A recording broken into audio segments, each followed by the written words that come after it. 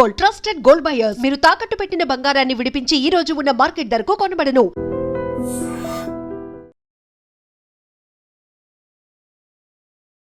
Sadly మన భారతదేశంలో manufacturing అనేది తిరోగమన దిశలో కలుస్తోంది అనేటువంటి మాటని జర్మనీలో రాహుల్ గాంధీ చెప్పారు. భారతదేశాన్ని ఓడించడానికి మన దేశంలో ఉన్న ప్రజలే కొంతమంది దీనికి సహాయం చేస్తున్నారు. మన జీడిపి చైనా జీడిపి 1990లో సేమ్ ఉండే. ఇప్పుడు చూడండి ఎక్కడున్నారు చైనా, ఎక్కడున్నాం మనం. అన్నిటికంటే ఎక్కువ మనం ఎక్స్పోర్ట్ చేసిన దాంట్లో ఇంజనీరింగ్ గుడ్స్. ఆలోచించండి, ఇంజనీరింగ్ గుడ్స్ అంటే మ్యానుఫ్యాక్చరింగే కాదా. బట్ రాహుల్ గాంధీ గారు ఏమంటున్నారు, మన మ్యానుఫ్యాక్చరింగ్ పడిపోయింది. యాపిల్ లాంటి ఒక్క కంపెనీనే $22 బిలియన్ ఫోన్లు భారతదేశంలో తయారు చేశారు, యూనిట్స్. రాహుల్ గాంధీ గారు మ్యానుఫ్యాక్చరింగ్ పడిపోయిందండి. మోదీ గారిని తిట్టాలని తిట్టేసుకుని నాకు ప్రాబ్లం ఏం లేదు, కానీ దేశంలో తిట్టక. నమస్తే, నేను Kavitha. Welcome to I dream news and నిజాలు. ఏ దేశానికైనా మ్యానుఫ్యాక్చరింగ్ అనేది ఒక బ్యాక్ బోన్ లాంటిది. కాకుంటే సాడ్లీ మన భారతదేశంలో మ్యానుఫ్యాక్చరింగ్ అనేది తిరోగమన దిశలో కలుస్తోంది అనేటువంటి మాటని జర్మనీలో రాహుల్ గాంధీ చెప్పారు. దీంతో పాటుగా ఇంకొక న్యూస్, గత 3 ఏళ్లతో పోలిస్తే అమెరికాకి టారిఫ్లు ఉన్నప్పటికి కూడా నవంబర్లో విపరీతంగా ఎగుమతులు అనేవి జరిగాయని, ఈ రెండు విభిన్నమైనటువంటి వార్తలుగా చూడాలా. ఒకవేళ నిజంగానే మ్యానుఫ్యాక్చరింగ్ అనేది పడిపోతే అమెరికాకే ఎగుమతులు అనేవి ఎలా పెరిగాయి, ఎందుకని రాహుల్ గాంధీ విదేశాల్లో మన దేశ మ్యానుఫ్యాక్చరింగ్ గురించి మాట్లాడారు. మనతో పాటుగా ఉన్నారు సీనియర్ జర్నలిస్ట్ సురేష్ కొచ్చతిల్ గారు. సార్ నమస్తే. నమస్కారం. సో మనం రెండు విభిన్నమైనటువంటి వార్తల గురించి మాట్లాడుకుందాం. మ్యానుఫ్యాక్చరింగ్ పడిపోయింది అనుకున్నప్పుడు యుఎస్కి ఎగుమతులు పెరిగాయి, అది కూడా 3 ఏళ్లలో లేనంతగా. టారిఫ్లు ఉన్నప్పటికి కూడా ఒక నవంబర్లోనే కల్పించాయన్నది. ఈ రెండింటిని క్లబ్ చేసి చూడాలా, విడివిడిగా చూడాలంటారా? మ్యానుఫ్యాక్చరింగ్ అనేది ఒక దేశంలోనున్న ఇండస్ట్రియల్ది అన్నిటికంటే బెడ్ రాక్ అంట, మన ఫౌండేషన్, పునాది. దాని మీద అన్నీ ఉంటుంది. మీరు వాల్యూ ఎడిషన్ అంతా దానిపైన చేసుకుంటూ వెళ్తారు. చైనా ఇవాళ నంబర్ 1 పొజిషన్లో మ్యానుఫ్యాక్చరింగ్ ఉండడానికి కారణం వాళ్ళ మ్యానుఫ్యాక్చరింగ్ మీద ఉన్న స్ట్రెస్ వాళ్ళు ఒక 20 సంవత్సరాల ముందు నుంచి పెట్టడం మొదలుపెట్టారు. అప్పుడు మన చైనా మీద నవ్వుతుండే, 6 నెలలు పనిచేస్తుందో లేదో అని చెప్పేసి చైనా ప్రోడక్ట్స్ గురించి. ఇప్పుడు చైనా వాళ్ళ ఓన్ కార్స్ తయారు చేస్తున్నారు, ఈవీలు. They're EV champions of the world. యూరోప్కి అమ్ముతున్నారు, యూఎస్కి అమ్ముతున్నారు. యూరోప్కి అమ్మాలంటే ఇక స్టాండర్డ్, సేఫ్టీ స్టాండర్డ్ చాలా హై ఉండాల్సిందే. సేమ్ విత్ యూఎస్ కూడా. అంటే వాళ్ళు ఆ లెవెల్ దాకా వచ్చేసారనమాట. ఇప్పుడు ట్రంప్ ఏమో మేక్ అమెరికా గ్రేట్ అగైన్, మేము మళ్ళీ అమెరికాని అమెరికాని మ్యానుఫ్యాక్చరింగ్ హబ్గా చేయబోతున్నామని చెప్తున్నారు. కానీ ఎక్సెప్ట్ ఫర్ చిప్స్, మిగతా ఏ దాంట్లో వాళ్ళు నంబర్ 1 పొజిషన్కి వెళ్ళలేకపోతున్నారు. చిప్స్ అనగానే మన హై అండ్ వాల్యూ నివిడియా లాంటి చిప్స్ వాళ్ళది. ఇక్కడ ప్రాబ్లం ఎక్కడ వస్తుందంటే, రాహుల్ గాంధీ గారి స్టేట్మెంట్లో ఆయన భారతదేశం నుంచి బయటికి వెళ్ళినప్పుడు ఎప్పుడైనా స్టాన్ఫర్డ్ కానీ, ఆక్స్ఫర్డ్ కానీ, కేంబ్రిడ్జ్ కానీ ఎక్కడ వెళ్ళినా భారత్కు వ్యతిరేకంగా మాట్లాడతారు. భారతదేశంలో డెమోక్రసీ లేదు, భారతదేశంలో ఎలక్షన్ ప్రాసెస్ కాంప్రమైజ్ అయింది, మోదీ గారు వాళ్ళ ఫ్రెండ్స్ అంబానీ అదానీ కోసం మొత్తం దేశం అంతా అమ్మేశారు, ఇట్లాంటి చాలా ఆరోపణలు చేసుకుంటూ వెళ్తారు. దాంతో ఏమవుతుందంటే బయట ఉన్న వాళ్ళు మన మీద నవ్వుతున్నారు. ఇప్పుడు మీ దేశాన్ని ఓడించడానికి పాకిస్తాన్ అక్కర్లేదు, మీ దేశంలో ఉన్న ఆపోజిషన్ లీడర్ సరిపోతారని. ఇది మనం దురంధర్ సినిమాలో ఒక డైలాగ్ చూసాం. అజిత్ దోవల్ క్యారెక్టర్ మాధవన్ ప్లే చేస్తుంది చెప్తారు, భారతదేశాన్ని ఓడించడానికి మన దేశంలో ఉన్న ప్రజలే కొంతమంది దీనికి సహాయం చేస్తున్నారు, పాకిస్తాన్ నంబర్ 2 పొజిషన్లో వస్తున్నారని చెప్పి. అదే సంగతి ఇది కూడా. మనకు పాకిస్తాన్ అక్కర్లేదు, రాహుల్ గాంధీ చూసుకుంటున్నాడు అన్నమాట. ఎందుకంటే మనం చూసాం ఆపరేషన్ సింధూర్ జరగంగానే మన ఆర్మ్ ఫోర్సెస్ని సపోర్ట్ చేయకుండా మనం ఓడిపోయాము.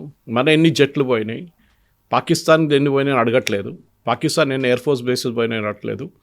మన అరుణాచల్ పైపు ఏమో చైనా సోల్జర్స్ మన సోల్జర్స్ని విపరీతంగా కొట్టారని చెప్పారు. ఆ కేసు సుప్రీంకోర్టుకి వెళ్ళింది. సుప్రీంకోర్టు ఆయన దగ్గర అడిగారు, మీకు ఎట్లా తెలుసు, మీరు అక్కడికి వెళ్ళారా, యూ బెటర్ అపాలజైజ్ అని చెప్పారు. అది కాకుండా మోదీ గారు వ్యతిరేకంగా ఇప్పుడు కాదు కవిత గారు, చాలా సంవత్సరాల నుంచి మోదీ గారు 2002 రైట్స్ నుంచే, గుజరాత్ రైట్ నుంచి ఆయన మీద ఆరోపణలు పెట్టి మొదలుపెట్టారు వీళ్ళు. అప్పుడు సోనియా గాంధీ మౌత్ కా సౌదాగర్ అని చెప్పి ఒక టర్మ్ కాయిన్ చేసింది. అది మోదీ గారు చాలా పనికొచ్చింది 2014 ఎలక్షన్స్లో. ఎందుకంటే ఒక సోనియా గాంధీ ఇచ్చిన స్టేట్మెంటే మోదీ గారికి సింపతిలాగా మారిపోయింది అది. దాని తర్వాత రాహుల్ గాంధీ గారు రఫేల్ వచ్చినప్పుడు చౌకీదార్ చోర్ హే అని ఒక స్టేట్మెంట్ తీసుకొచ్చారు. దాన్ని కూడా కేసు ఫైల్ చేస్తే లాస్ట్ సుప్రీంకోర్టుకి వెళ్ళి సుప్రీంకోర్టులో అపాలజీ చేయాల్సి వచ్చింది రాహుల్ గాంధీకి. ఆలోచించండి, ఎన్నిసార్లు మీరు పట్టుబడతారు, ఎన్నిసార్లు అపాలజైజ్ చేస్తున్నారు, తప్పైందని చెప్తున్నారు. మీరు మాట్లాడే ముందు ఒక రెఫరెన్స్ డాక్యుమెంటో ఒక కాగితమో మీ చేతిలో ఉండాలి. ఏంటి ఇండియాది మ్యానుఫ్యాక్చరింగ్ సెక్టర్. బిఎండబ్ల్యూకి వెళ్ళారు రాహుల్ గాంధీ, బైకులు చూసుకున్నారు, కార్లు చూసుకున్నారు అంతా. బిఎండబ్ల్యూ ఇండియాలో ప్లాంట్ ఉంది వాళ్ళకి 2007 నుంచి 12 మోడల్స్ తయారు చేస్తున్నారు భారతదేశంలో. లాస్ట్ 4 సంవత్సరాల్లో 2020 దాకా, నాకు దాని తర్వాత ఫిగర్స్ నా దగ్గర లేదు, కానీ ఆ టైంలోనే ఆల్మోస్ట్ 90,000 కార్లు అమ్మారు వాళ్ళు, 90,000 కార్స్. అండ్ బిఎండబ్ల్యూ అనేది doesn't come cheap, it's one of most expensive cars ఇప్పుడు. సో అట్లాంటి పొజిషన్లో ఇప్పుడు ఏమంటున్నారు, బిఎండబ్ల్యూకి వెళ్తున్నారు, ఆ భారతదేశంలో మ్యానుఫ్యాక్చరింగ్ కదంటే బిఎండబ్ల్యూ కూడా ఏం చేయట్లేదని, తయారు చేయట్లేదని ఒక మీ ఆరోపణ. మనకు తెలిసింది మన దేశంలో మీరు చెప్పినట్టు లాస్ట్ నవంబర్లో ఎక్స్పోర్ట్స్, ఎస్పెషలీ యునైటెడ్ స్టేట్స్కి ఉన్న ఎక్స్పోర్ట్, నంబర్ 1 ఇస్ యూఎస్ మన దాంట్లో నవంబర్లో, number 2 is China, and number 2 is UAE, number 3 is China. ఆలోచించండి, యూఎస్కి మనం ఎగుమతి చేస్తున్న దాంట్లో, మన ఎక్స్పోర్ట్ దాంట్లో first number 1 is machinery. Machinery ఎవరు తయారు చేస్తారండి? ఇక్కడున్న ఎంఎస్ఎంఈలు తయారు చేస్తారు, ఇక్కడున్న లార్జ్ స్కేల్ ఇండస్ట్రీస్ తయారు చేస్తారు, వాళ్ళు చేసిందే ఎక్స్పోర్ట్ చేస్తాం మనం. చైనాని తీసుకొచ్చి ఇక్కడ రబ్బర్ స్టాంప్ మార్చేసి ఇంకో స్టాంప్ పెట్టి పంపించట్లేదు మనం ఇక్కడి నుంచి. మన దేశంలో ఉన్న ఎక్స్పోర్ట్స్ అది ఇక్కడ తయారైంది. అంటే రాహుల్ గాంధీ గారు ఏమంటున్నారు ఇప్పుడు, భారతదేశం తయారు చేయట్లేదు అంటున్నారు. He wants to pull down Modiji, no problem, అని చేయనియండి, ఆయనకు అన్నీ he can do whatever he wants. Modi గారిని ఏం భాషలో కావాలంటే తిట్టచ్చు, కానీ మీరు దేశాన్ని తిట్టకూడదు. దేశం గురించి ఉన్న కాన్ఫిడెన్స్, ఇక్కడ ఉన్న ఇండస్ట్రీ, వాళ్ళ పొద్దున చూశాను నేను, ఎకనామిక్ టైమ్స్ కానీ మిగతా న్యూస్ పేపర్స్లో వచ్చిన రిపోర్ట్స్ అన్నీ చూస్తే ఇదే ఉంది, manufacturing is on the high చెప్తున్నారు. ఒకటి, మోదీ గవర్నమెంట్ వచ్చిన తర్వాత కొన్ని సాలిడ్ స్టెప్స్ తీసుకున్నారు మ్యానుఫ్యాక్చరింగ్. మనకు తెలిసిపోయింది, చైనాను మన జీడిపి చైనా జీడిపి 1990లో సేమ్ ఉండే. ఇప్పుడు చూడండి ఎక్కడున్నారు చైనా, ఎక్కడున్నాం మనం. మనకి ఇంకో 20 సంవత్సరాలు పడుతుంది చైనా దాకా వెళ్ళడానికి, ఆ లెవెల్ దాకా. మళ్ళీ తర్వాత యూఎస్, దాని తర్వాత వీ లెట్ దట్ గ్యాప్ అనమాట. ఎందుకంటే మన దగ్గర ఒక ఇన్సెంటివ్ లేకుండా మ్యానుఫ్యాక్చరింగ్కి. నాకు ఇప్పుడు కూడా గుర్తుంది రాహుల్ బజాజ్ గారు ఇచ్చిన స్టేట్మెంట్ బజాజ్ స్కూటర్స్ గురించి. నేను భారతదేశంలో ఆ టైంలో ఈ talking of the 80s, 3rd rate స్కూటర్లు తయారు చేస్తుండే, కానీ దానికి కూడా కొనాలకి మనుషులు 2 సంవత్సరాలు వెయిట్ చేశారని చెప్పి. లైసెన్స్ రాజు ఉండే అప్పుడు. ఈ లైసెన్స్ రాజు అంటే మీకు ప్రతి వెహికల్ తయారు చేయడానికి మీరు లైసెన్స్ తీసుకోవాలి గవర్నమెంట్ దగ్గర నుంచి. గవర్నమెంట్ డిసైడ్ చేస్తారు ఎవరు ఏ కంపెనీ పెడతారని. This was during started from Nehru, continued through Indira Gandhi and Rajiv Gandhi. 91లోనే మనం నరసింహారావు గారు వచ్చినప్పుడే దీన్ని మార్పు తీసుకొచ్చారు, లైసెన్స్ రాజ్ని కంప్లీట్గా డిస్మాంటిల్ చేశారు. ఇప్పుడు కూడా కవిత గారు ఇప్పుడు చూస్తే నాకు గుర్తుంది, మా ఫాదర్ అప్పుడు ఇల్లు కడుతున్నప్పుడు 71లో 10 సంచులు సిమెంట్ కొనాలంటే లైసెన్స్ కావాలి, మీకు పర్మిట్ కావాలి. ఆలోచించండి, 10 సంచులు సిమెంట్, మీ ఇల్లు కట్టడానికి చిన్న పని కాంపౌండ్ వాళ్ళకి ప్లాస్టరింగ్ చేయడానికి 10 సంచులు సిమెంట్ కావాలంటే మీకు పర్మిట్ తీసుకోవాలి వెళ్ళి. ఇప్పుడు చూడండి, సిమెంట్ అనగానే మీకు ఎన్నో కంపెనీలు ఉన్నారు, లైన్గా నిలబడతారు, వాళ్ళు ఎన్ని సంచులు కావాలని అడుగుతారు వాళ్ళు.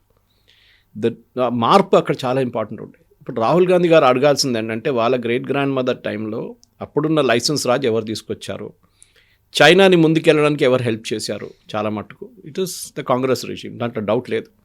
నరసింహారావు గారు పాపం చాలా ట్రై చేశారు, కానీ ఆయనకు కూడా ఒక లిమిట్ ఉండే. ఎందుకంటే డెత్ స్టార్ట్ అంటారు, ఇప్పుడు మనం పరిగెత్తున్న మనిషి ఇంకా కొంచెం స్పీడ్లో పరిగెత్తవచ్చు, కానీ 0 నుంచి స్టార్ట్ చేసిన మనిషికి పరిగెత్తాలంటే టైం పడుతుంది పికప్ చేయడానికి.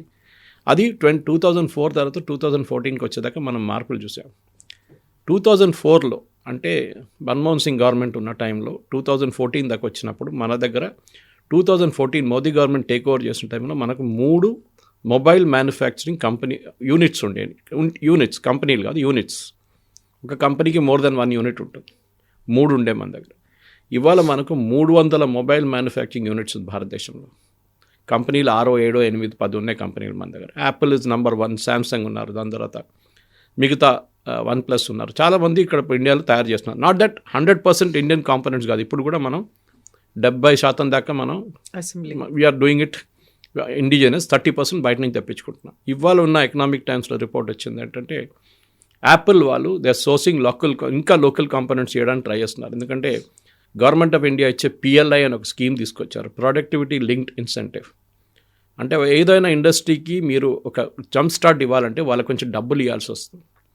వాళ్ళకి కొంచెం ఇన్సెంటివ్ ఇస్తే వాళ్ళు దాన్ని బట్టి ప్రొడక్షన్ ర్యాంపప్ చేస్తారు. గవర్నమెంట్ కూడా దాని నుంచి ఆదాయం వస్తుంది.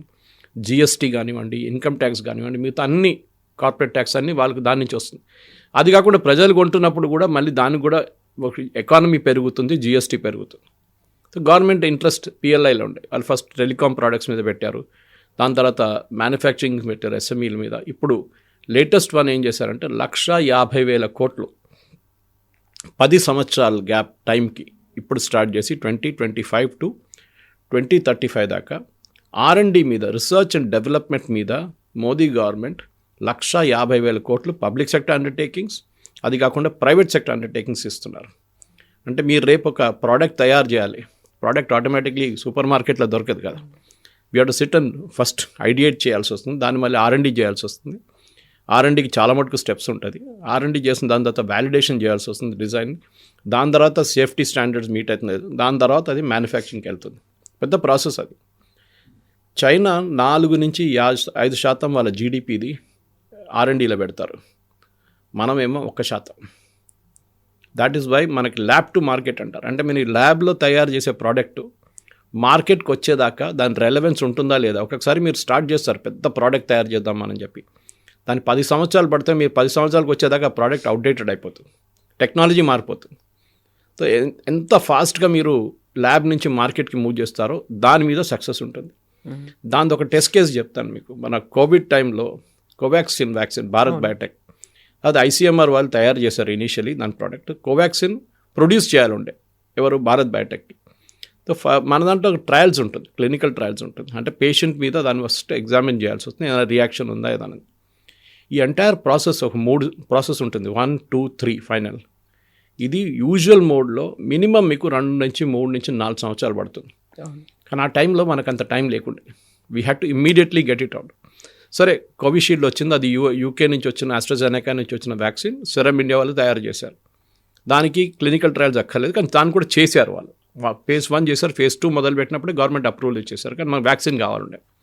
కోవాక్సిన్ స్టేట్కి వచ్చినప్పుడు కొంచెం లేట్గా స్టార్ట్ చేశారు వాళ్ళు, ఎందుకంటే ICMR నుంచి ప్రోడక్ట్ వచ్చిన తర్వాత చేశారు. అక్కడ కూడా గవర్నమెంట్ ఏం చెప్పారంటే, while you're doing phase 1 part 1 do phase 2 also immediately.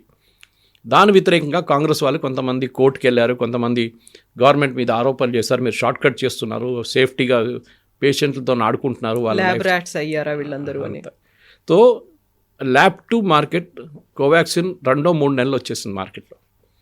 అంత స్పీడప్ చేయాలంటే గవర్నమెంట్ ఇన్వాల్వ్మెంట్ ఉండాలి. సరే ఎస్పెషలీ ఫార్మా ప్రొడక్ట్స్లో రిస్క్ ఎక్కువ. మనం ఏదో కార్ తయారు చేస్తున్నట్టు ఇంకో పాయింట్ అది, దట్ క్యాన్ వెయిట్. ఒక కార్ ఇప్పుడు ఇవాళ కాకపోతే 2 సంవత్సరాల తర్వాత తయారు చేసి కూడా ప్రాబ్లం లేదు. That has to meet the safety standards, efficiency standards, BS norms meet చేయాల్సి వస్తుంది, ఇదంతా ఉంటుంది దాంట్లో. కానీ it's not a life threatening one. అదే టైంలో ఫార్మా ప్రొడక్ట్స్లో సో మన మ్యానుఫ్యాక్చరింగ్ సెక్టర్కి ఇప్పుడు ఒక ఇంపెటస్ ఇవ్వాలంటే, ఒక గ్రోత్ ఇవ్వాలంటే డెఫినెట్గా PLI స్కీమ్ చాలా మటుకు పనికొచ్చింది. నేను మీకు ఎగ్జాంపుల్స్ ఇస్తాను కవిత గారు కొంచెం, ఎందుకంటే ఎప్పుడు డేటా మాట్లాడుతున్నావు, డేటానే మాట్లాడాలి. ఇప్పుడు మనం మాట్లాడాం యూఎస్కు ఉన్న ఎక్స్పోర్ట్స్ గురించి, and I'm coating from the document yesterday. మనకి నవంబర్లో ట్రంప్ ఆగస్ట్లో టారిఫ్ పెట్టారు, జూలై ఆగస్ట్లో. దాని తర్వాత మన ఎక్స్పోర్ట్స్ పడిపోయింది కొన్ని అక్టోబర్లో. ఆగస్ట్, సెప్టెంబర్, అక్టోబర్ తక్కువ కాదు, కానీ అక్టోబర్కి వచ్చేదాకా నెగిటివ్కి వచ్చేసింది. So year on year comparison చేస్తారు ఎప్పుడు అంటే, ఈ నవంబర్ టు లాస్ట్ నవంబర్ 2024 నవంబర్లో 2025 నవంబర్కి ఫిగర్ డిఫరెన్స్ ఎంత ఉంది. ఇప్పుడు చూస్తే టాప్ 3 ఎక్స్పోర్ట్లో US ఇస్ నెంబర్ 1 మనకి నవంబర్లో. ఎంత ఎక్స్పోర్ట్ చేసాం మనం ఎక్స్పోర్ట్ చేసిందేమో 22.6% గ్రోత్ ఉండే మనకి. దాంట్లో అన్నిటికంటే ఎక్కువ మనం ఎక్స్పోర్ట్ చేసిన దాంట్లో ఇంజనీరింగ్ గుడ్స్. ఆలోచించండి, ఇంజనీరింగ్ గుడ్స్ అంటే మ్యానుఫ్యాక్చరింగే కాదా. బట్ రాహుల్ గాంధీ గారు ఏమంటున్నారు, మన మ్యానుఫ్యాక్చరింగ్ పడిపోయింది, మన మ్యానుఫ్యాక్చరింగ్ బాగాలేదు. ఆయనకి నంబర్ ఏం లేవు, జనరల్ స్టేట్మెంట్, ఒక గ్యాన్ ఇచ్చేస్తున్నాను అనమాట. సో మన ఎక్స్పోర్ట్ బిల్లింగ్ మనం చూస్తున్నా అంటే టాప్ 3 ఎక్స్పోర్టర్స్ యూఐ ఏం తయారు చేయదండి. UAE doesn't make anything. వాళ్ళు ట్రేడింగ్ పోస్ట్ వాళ్ళది, మనం అక్కడి నుంచి పంపిస్తాం, వాళ్ళు అక్కడి నుంచి ఇంకా అమ్ముకుంటారు. గోల్డ్ అక్కడి నుంచి వస్తుంది, సౌత్ ఆఫ్రికా నుంచి, వాళ్ళ డిస్ట్రిబ్యూషన్ పాయింట్ యూఐ. సో వాళ్ళ దగ్గర ఆయిల్ లేదు, సో వాళ్ళు ట్రేడింగ్ పోస్ట్ అనమాట యూఐ. మనకి థర్డ్ నెంబర్ 1 కంట్రీ ఇప్పుడు దాకా మన ఎక్స్పోర్ట్స్లో నెదర్లాండ్స్ ఉండే టిల్ అక్టోబర్. నవంబర్కి వచ్చేదాకా చైనా వచ్చేసారు. ఆలోచించండి, చైనా ఎక్కడ ఉండే ముందు, చైనా మన రాడర్లోనే లేకుండే. మనకు ఎప్పుడు చైనా నుంచి ఎక్కువ ఇంపోర్ట్ తెచ్చుకుంటాం, ఎక్స్పోర్ట్ మనకు తక్కువ ఉండే. ఫస్ట్ టైం మన ఎక్స్పోర్ట్స్ ఎక్కువైంది. Of course we're not reach that level at, కానీ మీరు చూస్తుంది దానికి ఏంటంటే ఇంపోర్ట్స్ పడిపోయింది. Imports of decrease by 2%. అది ఇంకొక మంచి ఇమేజ్ మనది, ఎందుకంటే మనం చాలా మటుకు ఆయిల్ రష్యా దగ్గర నుంచి కొంటున్నప్పుడు అది తగ్గించేసాం ఇప్పుడు. సో ఈ ఓవరాల్ పిక్చర్ మీరు రాహుల్ గాంధీ చెప్పే దాని ప్రకారం చూస్తే మనం ఇక్కడ అన్ని నెగిటివ్లో ఉండాలండి. నెగిటివ్లో లేదు కదా, అంత పాజిటివ్. అది కూడా టారిఫ్ పెట్టిన తర్వాత 50% టారిఫ్లు పెట్టిన తర్వాత కూడా engineering goods are still selling in US అనమాట. 50% పెట్టిన తర్వాత కూడా మన second one electronic goods including mobile phones again మనం $4.8 బిలియన్ ఎక్స్పోర్ట్ చేసాం. ఇంజనీరింగ్ గుడ్స్ ఏమో $11 billion. And last but not the least third position, not last కాదు, 50 ప్రోడక్ట్స్ ఉంటుంది కానీ ఫస్ట్ టాప్ 3 ప్రోడక్ట్స్ తీసుకుంటే engineering goods, electronic goods, third one petroleum. మన దగ్గర ఒక ఆయిల్ వెల్స్ తక్కువ ఉంది. మన దగ్గర ఒక బాంబే హై ఉంది, గోదావరి వైపు ఉంది.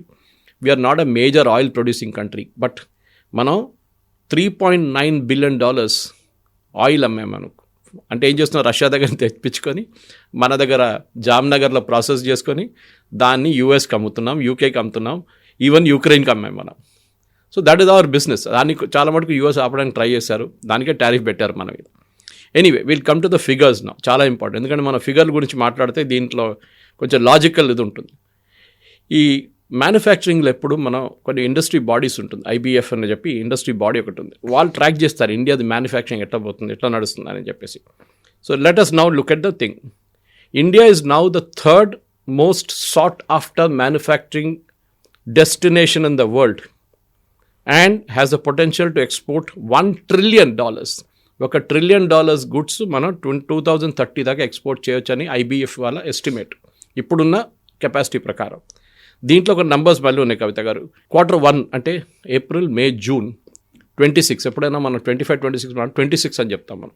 ఏప్రిల్ టు జూన్ 2025లో ఇండియాస్ మర్చెండైజ్ ఎక్స్పోర్ట్స్ $112 బిలియన్ చేరుకుంది. $112.7 billion to be precise, from $110 billion, అంటే $2 బిలియన్ పెరిగింది కంపేర్ టు 25. 2030 దాకా ఇది it will go up by 17%.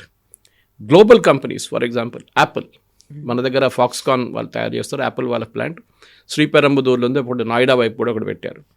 Apple మ్యానుఫ్యాక్చరింగ్లో Apple volumes చెప్తాను, number of phones 22.85 million phones in the first half of 2025, అంటే April, మే, June, July, August, September దాకా Apple లాంటి ఒక్క కంపెనీనే $22 billion ఫోన్లు భారతదేశంలో తయారు చేశారు, యూనిట్స్. రాహుల్ గాంధీ గారు మ్యానుఫ్యాక్చరింగ్ పడిపోయిందండి. 22.2 మిలియన్ అనేది తక్కువ నంబర్ ఏం కాదు. దాంట్లో మ్యాక్సిమం సేల్స్ అవుట్ సైడ్ ఇండియాలో కూడా అమ్ముతున్నారు, కానీ ఇండియాలో ఒక లిమిట్ ఉంటుంది వాళ్ళకి. యాపిల్ ఒక ఆస్పిరేషనల్ ప్రోడక్ట్, 20,000-30,000 రాదు. యాపిల్ ₹1,00,000 ఉంటుంది మినిమం. అది కాకుండా ఫారిన్ డైరెక్ట్ ఇన్వెస్ట్మెంట్, మన దేశంలో ఇన్వెస్ట్ చేస్తున్న వాళ్ళు ఫారిన్ కంపెనీస్ వచ్చి 14 crore 45 lakh తీశారు last year, over the last decade అన్నమాట. సో ఇండియాస్ మ్యానుఫ్యాక్చరింగ్ సెక్టర్లో అంత కాన్ఫిడెన్స్ ఉంది ఫారిన్ కంపెనీస్కి. 14,000 కోట్లు, 14 lakh crores increase over the past decade, 10 yearsలో పెరిగింది అన్నమాట అమౌంట్. PLI గురించి మాట్లాడడం, మోదీ గవర్నమెంట్ తీసుకొచ్చాం, one of the best moves PLI. This is basically production linked incentive. దాంట్లో గవర్నమెంట్ ఆఫ్ ఇండియా ఏం చేస్తారని చెప్పాను చూడండి, మీకు ఇంకొక యూనిట్ స్టార్ట్ చేయాలి, లేకుంటే ఇండస్ట్రీ, చిప్ ఇండస్ట్రీ మీద ఇప్పుడు ఫోకస్ ఉంది. ఎందుకంటే చాలా మటుకు మ్యాగ్నెట్స్ మీద ఫోకస్ ఉంది ఇప్పుడు. So government of India incentives ఇస్తున్నారు. 9 సంవత్సరాల్లో we should be self sufficient in magnets. ఎందుకంటే మ్యాగ్నెట్స్ అంటే మనం ఏదో అనుకుంటాం, మ్యాగ్నెట్స్ని రేర్ ఎర్త్ నుంచి వచ్చిన మ్యాగ్నెట్స్ ఉంటుంది. దాంట్లో ప్రతి ఎలక్ట్రానిక్ ఐటమ్, ఈ మైక్లో కూడా ఒక మ్యాగ్నెట్ ఉంది, ఈ ఫోన్లో ఒక మ్యాగ్నెట్ ఉంది, అన్ని చిన్న చిన్న మ్యాగ్నెట్స్ ఉంటుంది. దానికి యూజ్ దానికి ఉంటుంది, సౌండ్ క్రియేషన్ ఉంటుంది, సౌండ్ ఎన్హాన్స్మెంట్ ఉంటుంది. మన ఇయర్ బడ్స్ యూజ్ చేస్తుంది. దాంట్లో కార్ విండోస్ రోల్ డౌన్ చేస్తున్నప్పుడు దాంట్లో ఒక కింద ఒక మోటార్ ఉంది, దాంట్లో ఒక మ్యాగ్నెట్ ఉంది. దాని సెల్ఫ్ ఎఫిషియన్సీ కావాలని చెప్పి గవర్నమెంట్ ఆఫ్ ఇండియా ఇప్పుడు ఇన్సెంటివ్. సో ఆ ఇన్సెంటివ్ ప్రకారం ఐఫోన్స్ నుంచి మొదలై, అంటే మొబైల్ ఫోన్స్ నుంచి మొదలై ఇప్పుడు దాకా 12 సెక్టర్స్లో మార్చ్ 2025 దాకా గవర్నమెంట్ ఆఫ్ ఇండియా 21,000 crores డబ్బులు ఇచ్చారు ఇండస్ట్రీకి ఇన్సెంటివ్గా. మీరు ప్రొడ్యూస్ చేయండి, మేము ఇన్సెంటివ్ ఇస్తాం మీకు. లేకుంటే వాళ్ళకి ఇన్సెంటివ్ లేదు కదా, ప్రొడ్యూస్ చేసి ఏం చేసుకుంటారు? వాళ్ళకి ఏదో ఎక్స్ట్రా ఇన్సెంటివ్ ఉంటే మార్కెటింగ్లో పెడతారు వాళ్ళు కొంచెం ఎఫర్ట్స్, బ్రాండింగ్లో పెడతారు వాళ్ళు కొంచెం ఎఫర్ట్స్. అది వాళ్ళ పాకెట్ నుంచి పెట్టక్కర్లేదు, గవర్నమెంట్ ఆఫ్ ఇండియా మీకు ఇస్తున్నారు అనమాట. అది కాకుండా చూస్తే ఇప్పుడు చాలా మటుకు స్టేట్స్ పాలసీ సపోర్ట్గా, తెలంగాణ చూడండి, మన దగ్గర ఉన్న డిఫెన్స్ కారిడోర్ కవిత గారు, ఇక్కడ నుంచి మన అడిబట్ల వైపు వెళ్తే రఫాల్ షెల్ ఇక్కడ తయారు చేస్తున్నారు, Rafale aircraft shell. Boeing wings, Tata Boeing తయారు చేస్తున్నారు. కళ్యాణి వాళ్ళు డిఫెన్స్ ఎక్విప్మెంట్ తయారు చేస్తున్నారు. స్కైరూట్ టెక్నాలజీ రాకెట్లు తయారు చేస్తున్నారు. ఎగ్జాక్ట్లీ. మ్యానుఫ్యాక్చరింగ్ సెక్టర్ లేదండి ఇండియాలో, పడిపోయిందా? నంబర్స్ సహా చెప్పాను నేను. సో ఈ రాహుల్ గాంధీ గారు బయటికి వెళ్తున్నప్పుడు, ఫారిన్ కంట్రీస్కి వెళ్తున్నప్పుడు ఆయన ఒక మాట గుర్తుపెట్టుకోవాలి. They are not fools. వాళ్ళకు కూడా తెలుసు మన నంబర్లు ఏంటనేది. అక్కడున్న సీఈఓస్కి తెలుసు మన నంబర్లు ఏంటుంది. స్పెషల్లీ BMW దగ్గర వెళ్ళి వాళ్ళకి తెలుసు. ఎందుకంటే వాళ్ళు కార్ మ్యానుఫ్యాక్చరింగ్ ఇండియాలో ట్రాక్ చేస్తూనే ఉన్నారు వాళ్ళు కంటిన్యూస్గా. వాళ్ళకి తెలుసు ఎన్ని కార్లు అమ్ముతున్నారు ఇండియాలో, ఎన్ని కార్లు అమ్మడబోతున్నారు. ఇప్పుడు నా again the production is being increase for all car companies. ఎందుకు? డిమాండ్ ఉందంట అంత. సో BMW దగ్గర వెళ్ళి బాగాలేదు, BMW బైక్లు అమ్ముతారు ఇండియాలో, అప్పుడు అది కూడా ఇండియాలో ప్రొడక్షన్ లేదంటే you are fooling yourself. వాళ్ళ ముందు you are becoming an objective of joke. Parliament session నడుస్తున్నప్పుడు సరే మోదీ గారు కూడా అబ్రాడ్ వెళ్ళారంటే, మోదీ గారు ప్రధానమంత్రిగా ఉన్నప్పుడు ఒక ప్లాన్ ఫైనలైజ్ చేస్తారు. అది 6 నెలలు ఒకసారి, ఒక సంవత్సరం ముందే ప్లాన్ ఫైనలైజ్ చేస్తారు. అక్కడున్న ప్రెసిడెంట్ వాళ్ళ స్కెడ్యూల్ బట్టి, అక్కడున్న ప్రైమ్ మినిస్టర్ వాళ్ళ స్కెడ్యూల్ చూసుకొని మనం ప్లాన్ చేసుకుంటాం. ఒక్కొక్కసారి నడిమిట్లో అన్ఫార్చునేట్లీ పార్లమెంట్ సెషన్ నడిమిట్లో వస్తుంది. అది పార్లమెంట్ సెషన్ ప్లాన్డ్ కాదు కదా. సో అట్లాంటి పరిస్థితుల్లో మనం మోదీ గవర్నమెంట్ ఏం చేస్తారంటే, అప్పుడు మోదీ గారు వెళ్ళాల్సి వచ్చింది, వెళ్ళారు. ఇప్పుడు ఎందుకు ఇథియోపియాకి వెళ్ళారంటే దాని మీద ఒక పెద్ద స్ట్రాటజీ ఉంది. జార్డన్తో పెద్ద టైఅప్ పెట్టుకున్నాం, ఇండస్ట్రియల్ టైఅప్. ఇప్పుడు ఇథియోపియాతో మనం ఒక ల్యాండ్ లాక్ కంట్రీ. ఇథియోపియా, కవిత గారు, is the oldest civilisation in the world, even before Christianity. Only country in Africa colonise చేయలేదు ఎవరు. ఫ్రెంచ్ వాళ్ళు యూజువలీ మొత్తం ఆఫ్రికా కాలనైజ్ చేశారు, మన దగ్గర బ్రిటిష్ వాళ్ళు చేస్తారు.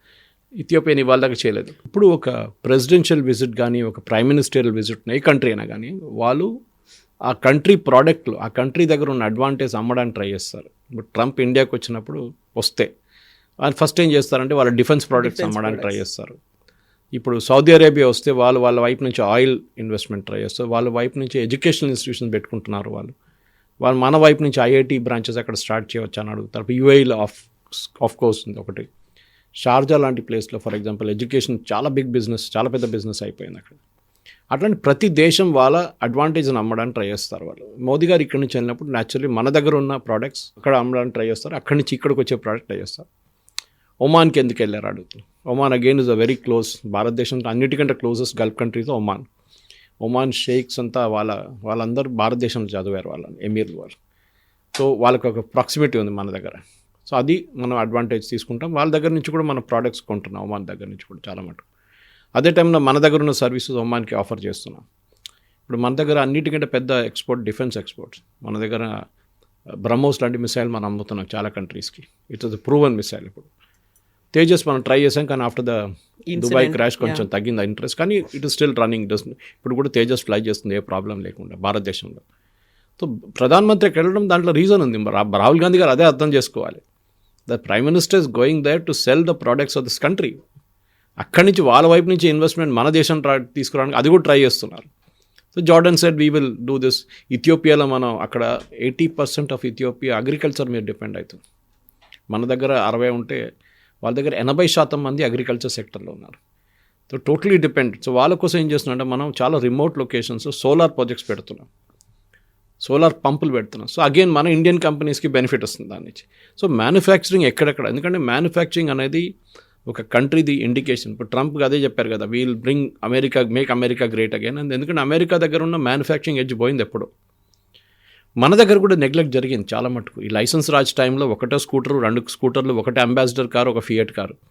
దాని తర్వాత కదా మారుతి వచ్చింది, సుజుకి, థ్యాంక్స్ టు సుజుకి. దాని తర్వాత శాంట్రో వచ్చింది, హ్యూండాయ్ వచ్చారు. దాని తర్వాత ప్రోడక్ట్ ఇప్పుడు చూడండి ఎన్ని బ్రాండ్స్ ఉన్నాయి భారతదేశంలో. Efficiencies of gone up, competition పెరిగింది, బ్రాండ్ సైజ్ పెరిగింది, ఇదంతా జరుగుతుంది కదా మన దగ్గర. సో మెయిన్గా మనం ఏం చూసుకోవాలంటే మన మ్యానుఫ్యాక్చరింగ్ సెక్టర్ని MSME sector, micro small and medium enterprises, అక్కడే ఒక ఇష్యూస్ ఉన్నాయి, దాంట్లో డౌట్ లేదు. మన MSME సెక్టర్లో చాలా ప్రాబ్లమ్స్ ఉన్నాయి. ఒకటి వాళ్ళకి బ్యాంక్ క్రెడిట్ పెద్ద ఇష్యూ, ఇంకోటి వాళ్ళది పెండింగ్ పేమెంట్స్. అది చాలా మటుకు నిర్మలా సీతారామన్ గారు ఒక 3 బడ్జెట్స్ నుంచి చెప్పుకొస్తున్నారు. పబ్లిక్ సెక్టర్ అండర్టేకింగ్ ఎప్పుడప్పుడు MSME దగ్గర నుంచి ఆర్డర్ చేస్తారో మీరు payments with in a certain period of time చేయాల్సింది మీకు ఇంకా దాని మీద నో ఛాన్స్ ఆఫ్ కాంప్రమైజ్ అన్నమాట. సో అట్లాంటి పరిస్థితుల్లో మన దగ్గర ఉన్న MSMEని ఎంకరేజ్ చేయాల్సింది చాలా ఇంపార్టెంట్, దాంట్లో డౌటే లేదు. మనం కూడా చేస్తున్నాం, MSME పాలసీ ఉంది, చాలా స్టేట్స్లో MSME పాలసీ నడుస్తుంది, చాలా బాగా నడుస్తుంది. కానీ దాంట్లో మనం ఇప్పుడు లా ఆఫ్ ద జంగిల్ అంటాం. ఇప్పుడు మన దగ్గర ప్రాబ్లం ఎక్కడ వస్తుంది కవిత గారు అంటే, ఒక హర్డ్ మెంటాలిటీ ఉంది మనకి. నాకు గుర్తుంది 92 అనుకోండి, ఆ టైంలో ఫ్లారికల్చర్ వాజ్ అ బిగ్ బిజినెస్. ఒక 30 కంపెనీలు హైదరాబాద్లో ఫ్లారికల్చర్లో వచ్చేసారు సడన్గా. ఒక్కడు దుంకాడు, అందరు దుంకారు దాంతోపాటు. అందరు ఫస్ట్ ఏం చేస్తారు, ప్రాజెక్ట్ మొదలయ్యే ముందే, పొలాలు తీసుకునే ముందే వాళ్ళు పబ్లిక్ ఇష్యూకి వెళ్ళిపోయారు. 10 కోట్లు 12 కోట్లు పబ్లిక్ ఇష్యూ వెళ్ళారో వాళ్ళు రాగానే పెద్ద కార్పొరేట్ ఆఫీసు, వాళ్ళ చైర్మన్ డైరెక్టర్స్ అందరికీ పెద్ద పెద్ద కార్లు. ఆ టైంలో Baleno was the biggest car. Baleno అందరు తీసుకుంటారు ఆ టైంలో. దాని తర్వాత ఒక 5-6 సంవత్సరాల తర్వాత చూస్తే ఒక్క కంపెనీ లేదు ఇప్పుడు అది ఉందో లేదో స్టాక్ ఎక్స్చేంజ్ కూడా లిస్టెడ్ ఉండదు. అది గ్రానైట్ కూడా అట్లనే జరిగింది. ఇప్పుడు 2-3 కంపెనీలు మిగిలిపోయినాయి గ్రానైట్లు అంతే. సో మన దగ్గర ఉన్న ఎంఎస్ఎంఈ సెక్టర్లో చాలా మటుకు కాపీ కొట్టకుండా ఇన్నోవేటివ్ చేస్తే చాలా బాగుంటుంది. నేను దీనికన్నా ముందు కూడా చెప్పాను, హైదరాబాద్లో ఉన్న డ్రోన్ కంపెనీస్ చూడండి, చాలా మటుకు మారుడ్ డ్రోన్స్ లాంటి అగ్రికల్చర్ సెక్టర్లో వాళ్ళు చాలా మటుకు ప్రాస్పర్ చేశారు. స్ప్రేయింగ్లో చాలా పెద్ద హెల్ప్ వాళ్ళది. వాళ్ళు స్ప్రే చేస్తున్న దాంతో క్యాన్సర్ ఇన్సిడెన్స్ తగ్గుతుంది ఫార్మర్స్లో. ఎందుకంటే వాళ్ళు పర్సనల్గా వెళ్ళి స్ప్రే చేయక్కర్లేదు. 2 ఏకర్లు ఉన్నది ఒక రోజులో ఫినిష్ చేసుకోవచ్చు వాళ్ళు స్ప్రేయింగ్. లేకుంటే వాళ్ళకి ఎన్నో రోజులు పడుతుంది. అండ్ ఫిజికల్ టచ్ ఉంటుంది చాలా మటుకు. ఆ ప్రాబ్లమ్స్ అన్నీ సార్ట్ అవుట్. డిఫెన్స్లో చూడండి, మన హైదరాబాద్లో ఉన్న కంపెనీలో డిఫెన్స్లో ఆపరేషన్ సింధూర్లో తయారు చేశారు. బిట్స్ పిలానీలో ఇద్దరు పిలుసు. మ్యానుఫ్యాక్చరింగ్ అనేది అక్కడి నుంచి రావాలి. చైనా అక్కడే సక్సీడ్ చేశారు. దట్ వాళ్ళ చిన్న చిన్న యూనిట్స్ కంబైన్ చేసి ఒక పెద్ద యూనిట్కి సప్లై చేయడం. ఇప్పుడు మన జెమ్ పోర్టల్ అనే ఒక పోర్టల్ ఉంది గవర్నమెంట్ ఆఫ్ ఇండియాది. దాంట్లో గవర్నమెంట్ ఆఫ్ ఇండియా ముందు ఎట్లా అంటే టెండర్ పెడుతుండే, అదొక పెద్ద ర్యాకెట్. అది టెండర్ వేసి 10 కంపెనీలు అప్లై చేస్తారు. దాంట్లో టాప్ 2ని సెలెక్ట్ చేస్తారు. దాంట్లో వాళ్ళతో నెగోషియేట్ చేసి ఎవరు తక్కువ రేట్లు ఇస్తారో వాళ్ళ దగ్గర వాళ్ళకి ఆర్డర్ ఇస్తారు. ఈ తక్కువ రేట్ అని చెప్పేది చాలా పెద్ద ప్రాబ్లం మన ఇండస్ట్రీలో. కాంప్రమైజ్ ఆఫ్ స్టాండర్డ్స్ వచ్చేస్తుంది అక్కడ. టెండర్లు కూడా అంతే. మీరు ఒక రోడ్ వేయడానికి బిలో ద కాస్ట్ కోడ్ చేస్తే డెఫినెట్లీ మీరు ఏదో షార్ట్ కట్ చేస్తున్నారు. దట్స్ వెరీ వెరీ ఒక ప్రైమ్ ఒక కాస్ట్ ఉంటుంది. మినిమం ఈ స్టాండర్డ్ రావాలంటే ఈ కాస్ట్ ఉంటుంది. తయారు చేయడానికి కాస్ట్ ఉంటుంది, లేకుంటే మీరు సర్వీస్ చేయడానికి కాస్ట్ ఉంటుంది, లేకుంటే ప్రొడక్షన్ చేయడానికి కాస్ట్ ఉంటుంది. దాన్ని తక్కువ ఇస్తే డెఫినెట్లీ మీరు షార్ట్ కట్ చేస్తారు. సో ఎంఎస్ఎంఈ సెక్టర్ని ఎంకరేజ్ చేస్తే పెద్ద ఇండస్ట్రీతో link already through GeM portal కానీ మిగతా ఏ పోర్టల్ కానీ, ఇప్పుడు మీ ఏ ప్రోడక్ట్ తయారు చేస్తే కూడా మీరు జెమ్ పోర్టల్ వెళ్ళి వేసుకోవచ్చు. You can post it on that. And కంపెనీలు all government undertakings have to order through GeM portal అని రూల్ పెట్టేశారు ఇప్పుడు. దట్ ఈస్ రియలీ హెల్ప్ చేస్తున్నారు అనమాట. ఆ పేమెంట్స్ ఒకటే ఇష్యూ ఉంది, బ్యాంక్ రేట్ ఒకటి ఇష్యూ ఉంది. అది మార్కెట్ యాక్సెస్ ప్రాబ్లం లేదు. ఇప్పుడు మనం ష్రింప్ చూసాం మన దగ్గర ఆంధ్ర వైపు. ఆక్వాకల్చర్లో మనం ఈ ట్రంప్ వచ్చిన తర్వాత టారిఫ్ పెట్టిన పెద్ద దెబ్బతిన్నది రొయ్యలు. లాస్ట్ 2 months నేను చదువుతున్నాను రిపోర్ట్స్ ప్రకారం దే పిక్డప్ అగైన్. ఎట్లా పికప్ చేస్తారు, కొత్త మార్కెట్ చూసుకున్నారు. కీటెక్స్ లాంటి కంపెనీ, కేరళ నుంచి ఉన్న కంపెనీ వరంగల్లో యూనిట్ పెట్టారు వాళ్ళు. World's number 2 player in children's hosiery. వాళ్ళకి యూఎస్ మార్కెట్ నెంబర్ 1 ఉండే. సడన్గా ఒకరోజు ఆ మార్కెట్ పోయింది అంతే. ట్రంప్ టారిఫ్ పెట్టంగానే ఏం చేశారు, ఇండియాలో ఎక్స్పాండ్ చేశారు. ఇండియాలో రీటైల్ అవుట్లెట్స్ పెట్టుకున్నారు. యూరోప్ ట్రై చేస్తున్నారు, యూరోప్లో సక్సీడ్ అయ్యారు. They have diversified. రేపు యూఎస్ టారిఫ్ తగ్గిస్తే మళ్ళీ అక్కడికి వెళ్తారు, కానీ we're not in there. Trump చూడండి, టారిఫ్ ఎంత ఎక్కువ టారిఫ్ పెట్టినా కానీ మన ప్రోడక్ట్స్ అక్కడికి వెళ్తుంది మళ్ళీ. అంటే విత్ 50% ఆల్సో అక్కడున్న కంపెనీ రెడీ ఉన్నారు మన దగ్గర నుంచి కొనడానికి.